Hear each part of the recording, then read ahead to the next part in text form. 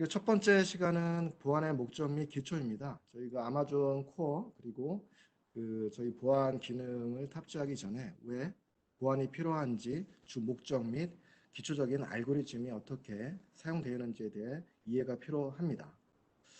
여러 가지 보안의 목적이 있는데요. 그 중에 가장 큰 목적은 이 세 가지입니다.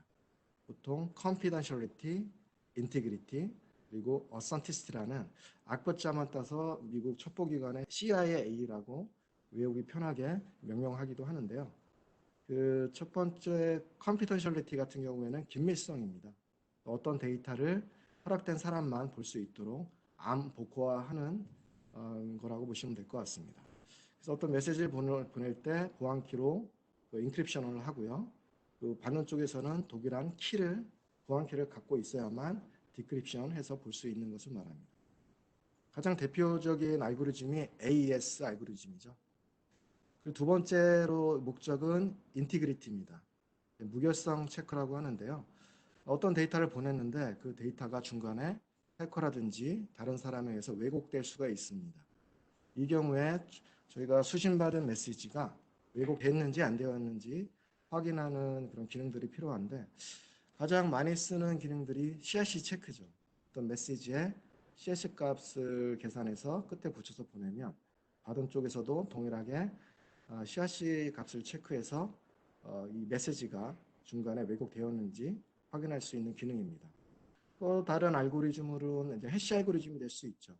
해시 알고리즘에 메시지와 보안키를 넣어서 맥이라는 메시지 어센티케이션 코드, 그러니까 메시지 인증 코드를 만들어서 CRC처럼 메시지 끝에 붙여서 보내게 되면 받은 쪽에서도 동일하게 받은 메시지와 키죠. 동일한 키를 가지고 새로운 맥을 만들고요.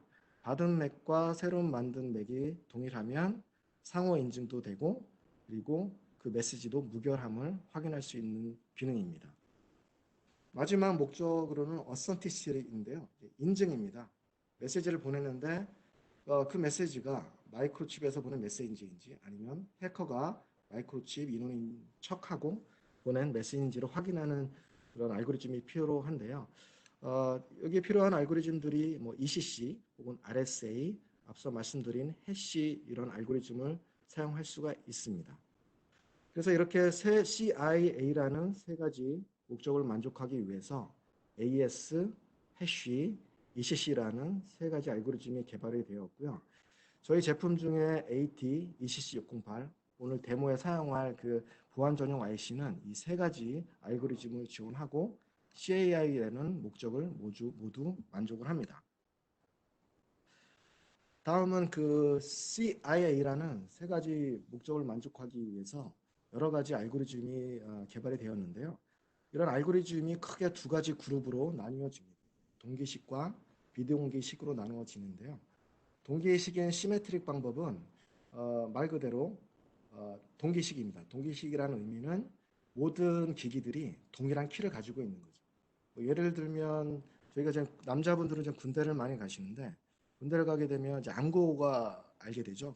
오늘의 암고를 외우게 되는데 그날의 암고를 모두 전 군이 공유를 해야만 이병소 통과하든지 인증을 할 수가 있습니다. 이제 그런 컨셉이 시메트릭 방식이라고 보시면 되고요.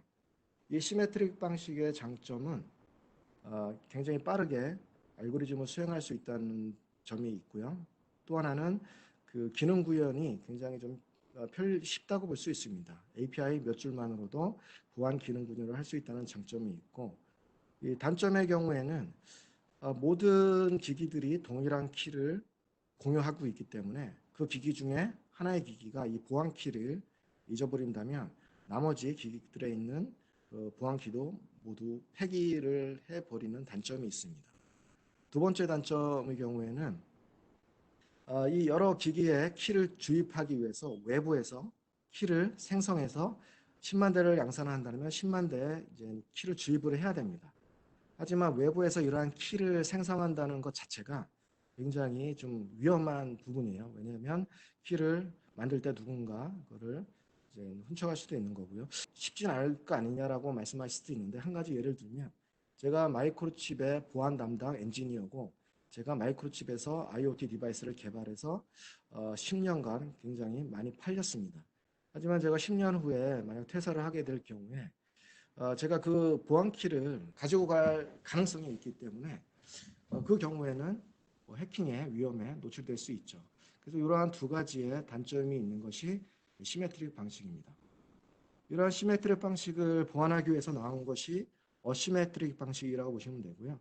어시메트릭 방식에 있어서는 10만 대의 디바이스가 있으면 다 다른 프라이빗 키를 가지게 되고 하나의 프라이빗 키에서는 그 산술적으로 연산이 있는 퍼블릭 키를 가지고 됩니다. 저희 슬라이드의 오른쪽에 보시게 되면 저희 AT ECC608은 ECC P256 커브를 지원합니다. P256 커브라는 의미는 256비트의 키를 사용한다는 의미고요.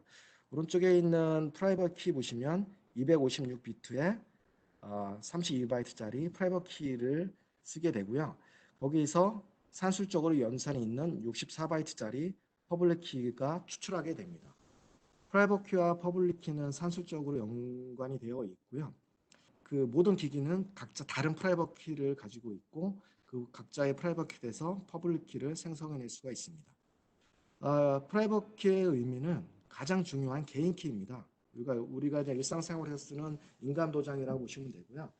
퍼블릭 키는 말 그대로 퍼블릭에 공개되는 키로서 프라이빗 키로 어떤 그 디지털 시그네처를 만들면 이 시그네처가 자신과 페어가 되는 프라이빗 키로 만든 게 맞는지 베리파이하는 용도로 쓰이는 게 퍼블릭 키라고 보시면 될 것 같습니다. 두 키의 관계는 뒤에서 한 번 더 설명을 드리겠습니다. 다음은 그 각 앞서 말씀드린 CIA에 맞는 그런 알고리즘이 수행되는 절차에 대해 말씀을 드리는데요. 첫 번째 AS 알고리즘은 지금 플레인 텍스트를 ECC608 저희 CQ 엘리멘트에 ISQLC 라인을 통해서 넣게 되고요.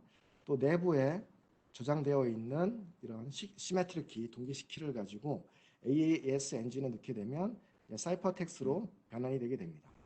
그리고 이거를 와이파이나 BA로 보내게 되면 그 리시버 쪽에서도 동일하게 ECC608 혹은 AES 소프트웨어 라이브러리 안으로 이 사이퍼 텍스트를 넣고요. 그리고 세션 키, 그러니까 보안 키.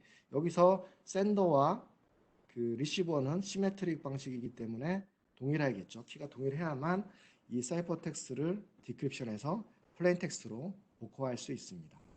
이렇게 암복화를 위해서는 AES128 엔진을 사용하게 되고요. 두 번째 인티그리티와 어센티시티를 위한 해시 알고리즘의 경우에는 뭐 AES와 마찬가지로 메시지를 저희 ETC ECC 608의 그 SHA-256 엔진에 넣게 되고요. 608 내부에 안전하게 저장되어 있는 시메트릭 키, 시큐리티 키를 인풋으로 해서 맥이라는 메시지 인증 코드를 만들게 됩니다. 그리고 메시지와 이 맥을 같이 보내게 되면 리시버 쪽에서도 받은 메시지와 자신이 갖고 있는 시큐리티 키, 여기서도 동일하게 샌더와 리시버는 서로 같은 키를 가지고 있어야만 합니다. 그래서 받은 메시지와 자신의 시큐리티 키, 시메트릭 키를 이용해서 새로운 맥을 만들고요. 받은 맥과 새로 생성한 맥이 같으면 이 메시지도 중간에 왜곡되지 않았고 상호간에 동일한 시큐리티를 갖고 있기 때문에 인증하는 효과를 가질 수가 있습니다. 그리고 마지막으로 ECC 알고리즘 같은 경우에는 이 어시메트릭 방식으로 프라이빗 키와 퍼블릭 키를 페어를 가지고 있게 되고요. 동일하게 메시지를 ECC 알고리즘의 하나인 ECDSA 사이닝 알고리즘에 넣게 되고요. 그리고 자신이 갖고 있는 프라이빗 키를 가지고 사이닝을 해서 전자 서명을 만들게 됩니다. 그리고 이것을 메시지와 시그네처를 같이 보내게 되고요. 리시버 쪽에서는 이 시그네처를 만들 때 사용되었던 프라이빗 키와 페어가 되는 퍼블릭 키를 항상 가지고 있어야 합니다. 실시간으로 보내줘도 되고요. 받은 쪽에서는 그러면 이 메시지와 시그네처를 인풋으로 하고요. 그리고 받은 퍼블릭 키를 이용해서 이 시그네처가 자신과 페어가 되는 프라이빗 키로 만들었는지 베리파이를 해서 맞게 되면 이제 그 샌더를 인증하는 절차를 수행하게 됩니다. 그래서 이렇게 CI 세 가지 목적에 그 만족하는 AES128, 해시 256, ECC P256 커브 알고리즘을 저희 ETC608 시큐리티 IC는 지원을 합니다. 또 한 가지 저희가 보안을 얘기하다 보면 X.509 인증서라는 걸 많이 볼 수가 있습니다. 인증서라는 거는 저희 실생활에서 보면 계약서라고 볼 수 있습니다. 저희가 계약을 할 때 스탠다드 포맷이 있게 되면 굉장히 편리하게 되죠. 오른쪽에 예를 들어 상가 임대차 계약서가 스탠다드 포맷이 있으면 전국 어디서든지 이 표준 계약서를 가지고 상호 인증 계약을 할 수가 있습니다. 디지털 월드에서도 이렇게 동일하게 S.509라는 표준 스탠다드 인증서를 발행하게 되면 CIA 목적을 위한 모든 데이터들이 이 안에 들어가 있어서 상호 인증, 암복호와 무결성 체크를 할 수 있는 모든 데이터들이 이 안에 있음으로써 호환성 문제뿐만 아니라 이런 절차상의 단순화를 하는 장점이 있습니다. 보시게 되면 X.509는 다음과 같이 버전, 서티피케이트 시리얼 넘버, 이슈어, 누가 발행을 했는지, 누구에게 발행을 해줬는지 이 등이 나오게 되고요. 맨 마지막에 보면 디지털 시그네처가 있어서 그 프라이버트 키를 이용해서 사이닝하는 전자 서명이 들어가게 됩니다. 우리 일반적인 계약서를 보게 되면 맨 끝에 인감도장으로 도장을 찍게 되죠. 동일한 컨셉이라고 보시면 되고요. 그래서 이 인증서를 보내고 받은 쪽에서는 마지막에 있는 이 디지털 시그네처를 퍼블릭 키로 인증함으로써 상호 인증을 수행하게 됩니다. 그래서 X.509는 이러한 호환성 문제도 해결하고 상호 간의 인증의 절차상의 편리성을 제공할 수가 있습니다. 금일 데모에서도 이 X.509 인증서를 아마존 클라우드 서버에 올리고 인증하는 방법에 대해서 이제 실습을 할 예정입니다. 그래서 우리 일생활에서 HTTPS로 가는 서버에 접속을 할 때 보시면 거기 X.509 표준 인증서를 주고받으면서 인증을 합니다. www.google.co.kr을 접속할 때 다음과 같은 인증서를 이용해서 상호 인증을 하게 됩니다. 보시게 되면 issued to google.co.kr에 발행을 했고요. 이슈를 한 사람은 발행한 사람은 구글 인터넷 어서리티 G2라는 그리고 익스파이어 데이트는 다음과 같이 있다는 걸 볼 수가 있습니다. 이거는 인터넷 익스플로러 툴, 인터넷 옵션, 컨텐츠, 서티피케이트에 들어가 보시면 이 X.509를 인증서를 확인을 하실 수가 있습니다.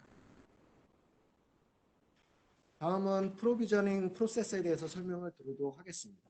이제 프로비저닝 프로세스라는 의미는 실제 IoT 띵즈 디바이스가 마켓에 지금 팔리게 되고요. 그것이 아마존 클라우드 서버에 연동을 해서 보안 상호 인증을 할 때 거기에 들어가 있는 시큐리티 엘리멘트 안에 인증서라든지 프라이버트 키라든지 퍼블릭 키들이 주입이 되어야 되는데 이 주입하는 프로세스를 프로비저닝 프로세스라고 합니다.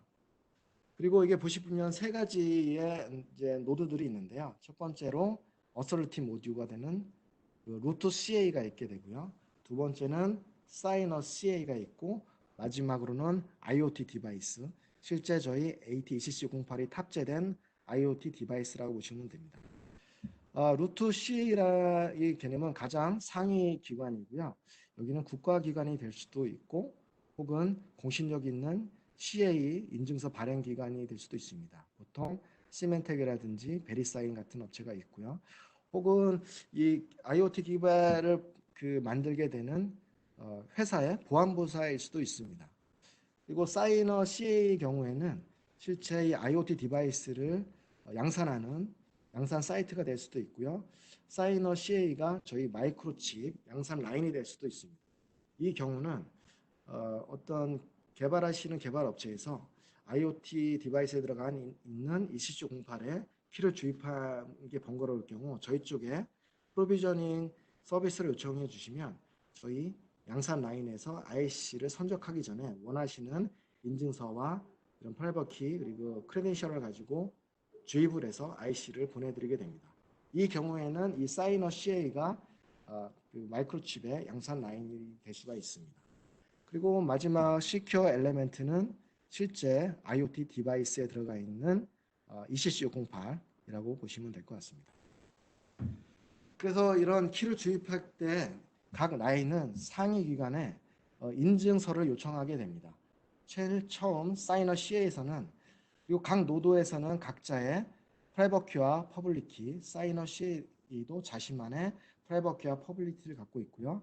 또 만약 10만 대를 양산한다 그러면 IoT 디바이스도 10만 대가 각자 다 다른 프라이빗 키와 퍼블릭 키를 갖게 되고 있고요. 프로비저닝 프로세스를 시작하기 위해서 사이너 CA는 자신의 퍼블릭 키를 포함한 CSR 파일을 루트 CA에 보내게 됩니다. 이 CSR 파일 안에는 사이너의 퍼블릭 키와 회사 이름 등의 정보가 들어가게 되고요.